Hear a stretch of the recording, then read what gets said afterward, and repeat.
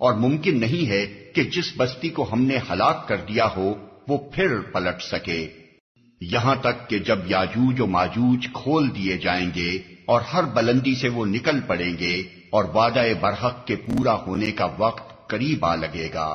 تو یکا یک ان لوگوں کے دیدے پھٹے کے پھٹے رہ جائیں گے جنہوں نے کفر کیا تھا، کہیں گے ہائے ہماری کمبختی، ہم اس چیز کی طرف سے غفلت میں پڑے ہوئے تھے بلکہ ہم خطا کار تھے۔ بے شک تم اور تمہارے وہ معبود جنہیں تم پوجتے ہو جہنم کا ایندھن ہیں، وہیں تم کو جانا ہے۔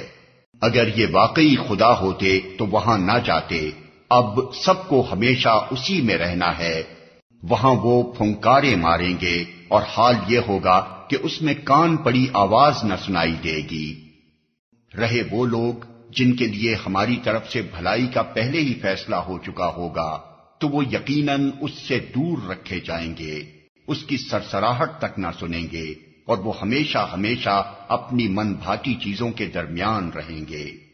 وہ انتہائی گھبراہٹ کا وقت ان کو ذرا پریشان نہ کرے گا، اور ملائکہ بڑھ کر ان کو ہاتھوں ہاتھ لیں گے کہ یہ تمہارا وہی دن ہے جس کا تم سے وعدہ کیا جاتا تھا۔ وہ دن جب کہ آسمان کو ہم یوں لپیٹ کر رکھ دیں گے جیسے تومار میں اوراق لپیٹ دیے جاتے ہیں، جس طرح پہلے ہم نے تخلیق کی ابتدا کی تھی اسی طرح ہم پھر اس کا اعادہ کریں گے۔ یہ ایک وعدہ ہے ہمارے ذمے، اور یہ کام ہمیں بہرحال کرنا ہے۔ اور زبور میں ہم نصیحت کے بعد یہ لکھ چکے ہیں کہ زمین کے وارث ہمارے نیک بندے ہوں گے، اس میں ایک بڑی خبر ہے عبادت گزار لوگوں کے لیے۔